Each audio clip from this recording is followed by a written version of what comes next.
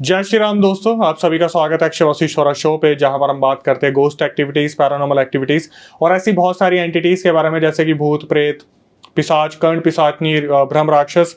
हमेशा से हमारी ये कोशिश रही है कि आपके सामने हम कुछ ऐसे गेस्ट या सब्सक्राइबर्स को लेके आएं जो अपनी आप बीती आपके सामने बताएं, या फिर जो रियल इंसिडेंट उनके साथ हुए हैं, या फिर उन्होंने कहीं पे ऐसे केसेस सुने हैं तो वो आपके सामने बताएं। आज हमारे साथ जो गेस्ट है, ये हमारे साथ पहले भी जुड़ चुकी हैं। मुस्कान नरेट्स से इनका इंस्टाग्राम है, यूट्यूब भी इन्होंने स्टार्ट कर लिया है, अच्छी खासी फॉलोइंग है और अच्छे खासे बताने का तरीका है, इन्फ्लुएंसर है। तो ये कुछ आज फिर दोबारा हमारे साथ जुड़ के रियल केसेस बताने वाली है जो जनता को काफ़ी हैरान करने वाले हैं। तो वेट ना करते हुए सीधा हम मुस्कान की तरफ चलते हैं। मुस्कान, कैसे हैं आप? मैं बहुत बढ़िया, थैंक यू सो मच, आपने मुझे दोबारा यहाँ बुलाया। Love to be back. आज हम बहुत सारा डिस्कशन करने वाले हैं, कुछ आपके जो अपकमिंग प्रोजेक्ट्स है उसके बारे में ही बात करने वाले हैं। लेकिन उससे पहले जनता ने बहुत सारी ऐसी डिमांड की थी कि मुस्कान को बुलाया जाए दोबारा। उसके बाद जब पॉडकास्ट पे दोबारा रीच आई, दोबारा लोगों ने देखा, फिर एकदम से डिमांड आई। तो सबसे पहले आप जनता के लिए कुछ कहना चाहेंगी? Thank you so much. अगर आपको कंटेंट पसंद आया है तो थैंक यू सो मच, आपने वीडियो देखी, और मैं कोशिश करूंगी कि मैं इस पॉडकास्ट में भी बहुत अच्छी अच्छी स्टोरीज बताऊं कि उन्हें पसंद आए और फिर हम नेक्स्ट दोबारा जल्दी मिले। चलिए, तो आज का जो पहला इंसिडेंट है उसके बारे में थोड़ा सा बताएंगी? ठीक है, तो पहले ना मैं आपको एक आर्टिस्ट की कहानी सुनाती हूँ। और ये आर्टिस्ट इंडिया के नहीं है, ये आर्टिस्ट बाहर के हैं। पर इन आर्टिस्ट के बारे में सबसे अलग चीज़ क्या है कि इनकी जो भी काम रहता है, वैसे ये ड्राइंग्स बनाते थे, पेंटिंग्स बनाते थे, पर सब मानते हैं आज इन्हें मरे हुए काफ़ी साल हो गए, मतलब 50 से ज़्यादा साल हो गए इन्हें मरे हुए। फिर भी आज तक सब लोग मानते हैं कि इनकी बनाई गई पेंटिंग्स इतनी हॉरर है, इतनी कर्स्ड और हॉन्टेड है कि जो भी उसे अपने घर पे रखता है वो पेंटिंग्स उसके घर पे नेगेटिविटी लाती है। और सिर्फ नेगेटिविटी ऐसी नहीं कि आपका कोई पैसों में नुकसान हो जाएगा, तबीयत में नुकसान आएगा, मतलब आप पागल हो सकते हो और इस कदर पागल हो जाओगे कि आप अपनी जान ले लोगे। तो मैं आपको इसका किस्सा बताती हूँ। तो इन आर्टिस्ट की लाइफ में जैसे सब स्टार्ट करते हैं, इन्होंने भी काफ़ी हम्बलिंग बैकग्राउंड से स्टार्ट करा था। इनके ज़्यादा काम नहीं आता था, जो ये आर्ट बनाते थे वो बिकता नहीं था, पैसों की दिक्कत थी, बहुत चीज़ों की दिक्कत थी। बहुत अच्छा काम करते थे। इनकी बनाई गई हर पेंटिंग इतनी खूबसूरत होती थी कि आप उसे देख के ना एक अलग ट्रांस में चले जाते हो कि मतलब ऐसा बना के कि कोई इंसान भी इतना कुछ खूबसूरत बना सकता है, क्रिएट कर सकता है, वैसा। उसके बावजूद भी स्टार्टिंग में इन्होंने बहुत स्ट्रगल करा। सब करते हैं अपने करियर की स्टार्टिंग में, स्पेशली जो आर्टिस्ट होते हैं, जो क्रिएटिव लोग होते हैं। तो जब काफ़ी स्ट्रगल करने के बाद इन्हें वो सक्सेस नहीं मिली तो किसी ने इन्हें गलत रास्ते पे भटका दिया। अब हमारे यहाँ पे तो हम मानते हैं कि काला जादू होता है या तंत्र विद्या और ऐसी चीज़ें होती है, पर बाहर भी वूडू में बहुत यकीन होता है, विच क्राफ्ट वूडू में बहुत यकीन होता है। और ऐसा भी होता है कि विच क्राफ्ट से सक्सेस मिलती है। ऐसा भी मानते हैं कि जितने भी बड़े बड़े आर्टिस्ट हैं वहाँ के, वो इल्यूमिनाटी का हिस्सा है। अभी के टाइम पे तो आपने भी मतलब बहुत सुना होगा इस बारे में। तो बहुत पुरानी बात है, बट तब भी ऐसा था कि जितने भी बड़े बड़े आर्टिस्ट हैं या जितने भी क्रिएटिव लोग हैं, वो थोड़ा इस चीज़ में ज़्यादा है कि अपनी सोल सेल करके अपने काम में आगे बढ़ते हैं।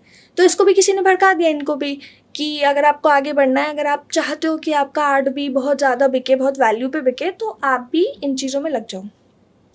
गलत संगति में आने की वजह से इन्होंने 2 लोगों की बलि दे दी और ब्लैक मैजिक और वूडू का सहारा लेने लग गए। अब आप इसे कोइंसिडेंस मान लो या दिमाग का भ्रम मान लो, क्योंकि अगर हम एक चीज़ पे यकीन कर लेते हैं, अगर हमारा दिमाग एक चीज़ पे यकीन कर लेता है तो वो चीज़ अपने आप होने लग जाती है। एनर्जीज कह सकते हैं या कुछ ब्रेन इफेक्ट कह सकते हैं, कुछ भी। तो कोइंसिडेंट मान लो कि इनका काम चलने लग गया। अभी तक जो इनका कोई आर्ट नहीं खरीदता था, अब पता नहीं अचानक बड़े बड़े कलेक्टर्स इनके आर्ट में इंटरेस्टेड हो गए। सब इन्हें बडिंग आर्टिस्ट बोलने लग गए कि ये आर्टिस्ट बहुत आगे जाएगा। इनके बहुत बड़े बड़े वो लगते हैं ना, बिलबोर्ड्स, एडवर्टाइजमेंट्स। हाँ, बिलबोर्ड्स, एडवर्टाइजमेंट लगते हैं और बहुत बड़े बड़े ऑक्शंस होते हैं। इनका वो सब स्टार्ट हो गया और इनको फिर पक्का यकीन हो गया, अगर मैं आपको कुछ बोलूँ आज कि अगर आप ये करोगे आपको सक्सेस मिलेगी, और आपको मिल जाए तो आप उस चीज़ में और यकीन मानने लग जाओगे ना कि ऑफ कोर्स सच कह रही होगी, तभी तो रिजल्ट आया ना। तो उन्हें उस चीज़ में और ज़्यादा इंटरेस्ट आने लग गया कि ये तो सच है, और वो करते रहे।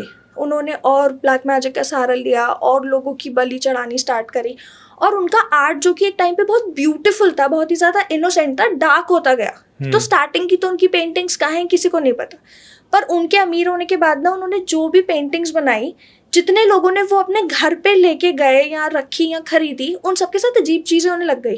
जैसे जो पेंटिंग उधर अपने घर लेके जाता था खरीद के, उनको पहले तो ऐसे हैलुसिनेशंस होने लग गए। जैसे मान लो वो पेंटिंग किसी लड़की की है तो उन्हें वो लड़की अपने सपनों में देखने लग गई, ओके, या ऐसे लगने लग गई कि वो लड़की उनके घर में है। हम्म, और फिर वो धीरे धीरे बीमार होने लग गए, और धीरे धीरे ये बात स्प्रेड हो गई कि जो भी इनकी वो खरीदता है, पेंटिंग्स खरीदता है, उसे हैलुसिनेशन होती है, बीमार होता है, मर जाता है।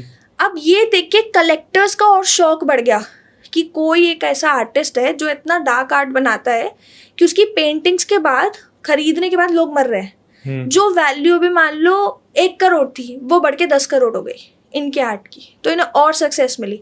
पर अब क्योंकि कोई घर तो लेके जा नहीं सकता था, तो सब क्या करते थे कि एक बहुत ही बड़ा एक उन्होंने ऑडिटोरियम बनाया, और वहीं पे उनका आर्ट कलेक्ट होता था। लोग बिडिंग करते थे, ऑक्शंस में लोग खरीदते थे, बहुत पैसों में खरीदते थे।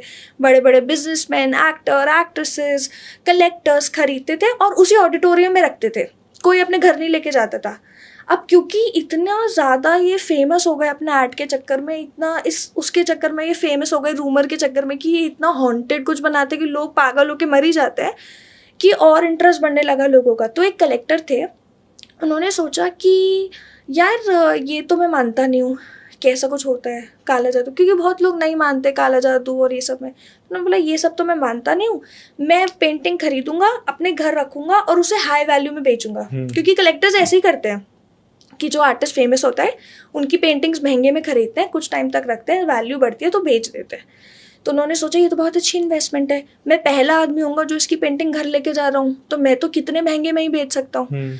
तो उन्होंने खरीदी बहुत हाई प्राइस पे, अपने घर ले गए। उन्होंने जो पेंटिंग खरीदी थी ना, वो एक लड़की की थी, और वो पेंटिंग ऐसी थी, एक ब्लैक पूरा बैकग्राउंड है, एक लड़की है, वो बैठी है और सर उसने ढक रखा है ऐसे हाथों से, जैसे अब सर नीचे कर लेते हो ना, उसने वैसे सर नीचे कर रखा है, और कोने से पेंटिंग के एज से एक येलोइश लाइट आ रही है, और पूरा पेंटिंग ब्लैक है, और वो लड़की भी ग्रेइश फॉर्म में डिजाइन कर रखी है, ठीक है, मतलब आर्ट बना रखा है उन्होंने। बहुत अजीब सी पेंटिंग थी वो, देखने में ब्यूटीफुल भी थी और बहुत थोड़ी अनसेटलिंग भी थी, क्योंकि अगर आप ऐसी कोई चीज़ इतना डार्क कलर्स देखते हो वैसे ही आपको थोड़ा नेगेटिव सा लगता ही है, तो वैसी पेंटिंग थी। वो लाते हैं, घर रखते हैं। अब क्योंकि वो इतनी महंगी पेंटिंग लाए, तो 2-3 दिन तक तो अपने घर पे पार्टीज रखते हैं कि सेलिब्रेट करते हैं कि मैं इस आर्टिस्ट की पेंटिंग लाऊं, ये है वो है। 2-3 दिन तक उनके साथ कुछ नहीं होता।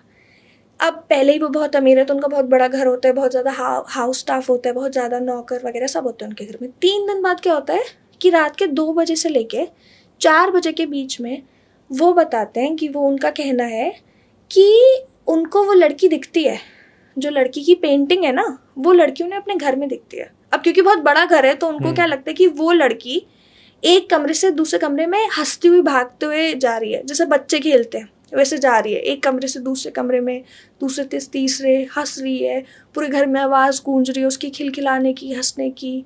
और 1-2 बार वो रुकती है, कमरे के कोने से थोड़ा सा झाँकती है, इनकी तरफ देखती है और इशारा करती है इधर आओ, और ये चले जाते हैं वहाँ पे। और वो लड़की अजीब से स्माइल करके एक कोने में सर रख के इनकी तरफ देखे जा रही है, और ये भी देखे जा रहे हैं। 3-4 दिन के इनके साथ ऐसा होता है। अब क्योंकि सारे जितने भी नौकर वगैरह हाउस स्टाफ है सब वहीं रहते हैं, आवाज़ें आती है, तो वो सब इनको नोटिस करते हैं। वो कहते हैं कि ये क्या कर रहा है, ये अपने आप में भाग क्यों रहा है, एक कमरे से दूसरे कमरे तक भाग क्यों रहा है, और ये क्यों बोल रहे धीरे करो, धीरे भागो, गिर जाओगी, ऐसे क्यों बात कर रहे हैं जैसे किसी से बात कर रहा हो। तो वो सब कंसर्न हो जाते हैं। वो कहते हैं सर आप ये क्या कर रहे हो, आप रातों को ऐसे भागते क्यों। तो वो बोलते हैं कि मैं कहाँ भागता हूँ, वो बच्ची होती है ना, मैं तो उसका पीछा करता हूँ। तो बोलते हैं नहीं नहीं सर कोई बच्ची नहीं है। वो कहते हैं क्या बात कर रहे हो, बच्ची है।